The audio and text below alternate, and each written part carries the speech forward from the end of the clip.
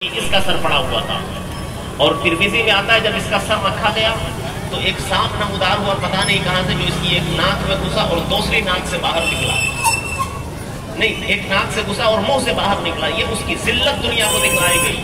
تو جیسے اس نے ظلم کیا تو اس کے ساتھ بھی یہی ہوا۔ یہ تو مختصراً میں نے ان کی داستان بیان کی جن کو قتل کیا گیا، ویسے 6000 لوگوں کو قتل کیا گیا، اور جن کو عذاب الہی نے اپنے گرفتاری میں لیا ان کا ذرا سن لیجئے۔ ایک نقشہ میں پیش کر دیتا ہوں، بہت جلد گفتگو میں ختم کروں گا چونکہ اور دوسرے معاملات بھی ہونے ہیں۔ دیکھیں، ایک شخص تھا، یہ بڈھا، یہ کہا کرتا تھا کہ میں تو شامل تھا اس میں، لوگ کہتے تھے، لوگ گفتگو کر رہے تھے ایک مجلس میں کہ امام علی مقام کے، ہاں وہی میں کہہ رہا ہوں، کہنے کی ضرورت نہیں، میں نے دیکھ لیا۔ تو ایک بڈھا تھا، وہ کہا کرتا تھا کہ میں شامل تھا، میرا کچھ نہیں بگڑا۔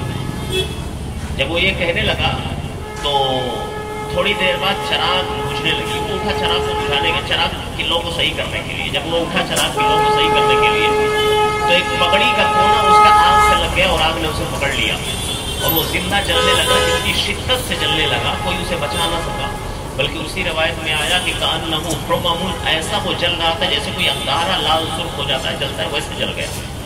ایک بندہ تھا، امام واقدی یہ روایت کرتے ہیں کہ یہ اندھا ہو گیا تھا۔ کسی نے اس سے پوچھا کیسے اندھا ہو گیا، تو کہا کہ میں نے نبی کریم علیہ السلام کو دیکھا کہ حضور نبی کریم علیہ الصلوۃ والتسلیم کے سامنے ایک چمڑا بچھا ہوا ہے، قاتلان امام حسین وہاں قتل کیے ہوئے پڑے ہیں۔ حضور نے میری طرف دیکھا اور مجھے بھی قتل کرنے کا حکم ہوا، لیکن میں نے عرض کیا، یا رسول اللہ میں نے قتل نہیں کیا، میں نہیں شامل تھا جنگ میں۔ تو حضور نے کہا لیکن چاہتا تو یہی تھا۔ پھر حضور نے ایک سلائی اسی خون کی میری آنکھ میں پھیر دی اور میں اندھا ہو گیا۔ ایک بندہ ہے جس کے تعلق سے کہتے ہیں اس زمانے کے لوگ کہ وہ اس کا منہ بالکل خنزیر کی طرح دکھتا، مست ہو گیا تھا اس کا چہرہ۔ اس سے پوچھا گیا کہ تو بڑا خوبصورت تھا، کیسے اتنا کالا اور کیسے اس قدر خبیث کی طرح دکھنے لگا؟ تو اس نے کہا ایک دن نبی کریم علیہ السلام کو میں نے دیکھا خواب میں، تو حضور نبی کریم علیہ السلام نے صرف اس بنیاد پر ناراضگی کے طور پہ میرے چہرے پر تھوک دیا تو میرا چہرہ یوں ہو گیا اور مست ہو گیا میرا چہرہ۔ ایک بندے کو دیکھا، یہ وہ بندہ ہے جس نے حضرت امام حسین کے سر اقدس کو اپنے گھوڑے میں لٹکایا تھا، اس کا چہرہ بالکل سیاہ ہو گیا تھا۔ پوچھا کیسے چہرہ سیاہ ہو گیا، پہلے تو گورا چٹا تھا؟ تو کہا کہ جس رات سے حضرت امام علی مقام کو شہید کیا گیا اس رات سے روزانہ میں خواب دیکھتا ہوں کہ چند لوگ آتے ہیں اور کہتے ہیں کہ دشمن خدا تم نے کیوں قتل کیا، کیوں شہید کیا امام علی مقام، اور مجھے اٹھا کر لے جاتے ہیں اور ایک جیسے کہ تندور ہو اس کے منہ پہ، تندور کے منہ پہ میرا چہرہ کر دیتے ہیں، اور اس کی تپش اور گرمی سے میرا چہرہ کالا پڑتا چلا جا رہا ہے اور بالکل اب کالا ہو چکا ہے۔ یوں آپ دیکھیں گے، تاریخ پڑھیں گے تو کوئی ایک بندہ بھی ایسا نہیں تھا جس کو اللہ کا عذاب نہ پہنچا۔ ہرملہ جس نے حضرت علی اصغر کو تیر مارا تھا، ان کے حلقوم میں تیر پیوست ہوا تھا۔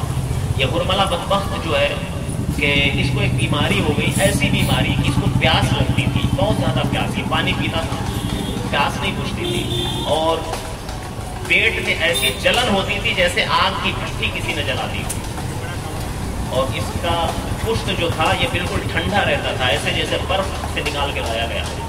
یہ عجیب و غریب قسم کی اس کو بیماری ہو گئی، تو پیٹ کی گرمی کو شانت رکھنے کے لیے، ختم کرنے کے لیے برف کے اوپر پیٹ میں بند ہوتا، اور اوپر کی ٹھنڈی کو ختم کرنے کے لیے اس پہ آگ جلا کر کے اس کی تپش لیا کرتا تھا۔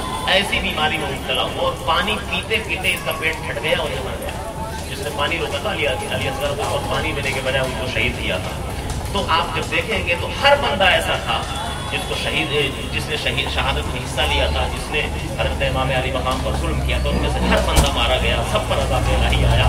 اور یہ یاد رکھیے، کوئی بھی کسی بھی قسم کے ظلم ملوث ہو تو اس کو انجام سے بے خبر نہیں رہنا چاہیے، ہم ہوں یا آپ ہوں، بے خبر نہیں رہنا چاہیے۔ ان سے بدلہ اللہ ضرور لیتا ہے، ہاں کبھی ڈھیل لیتا ہے، آخرت میں لیتا ہے، کبھی دنیا میں لے لیتا ہے۔ تو امام علی مقام کے ساتھ ظلم کرنے والوں پر تو معاملہ اچھا نہیں ہوا، آخرت کے عذاب مزید ان کے لیے منتظر ہیں اور عذاب وہ پا رہے ہوں گے، لیکن ہم کو بھی ان باتوں سے سبق لینا چاہیے۔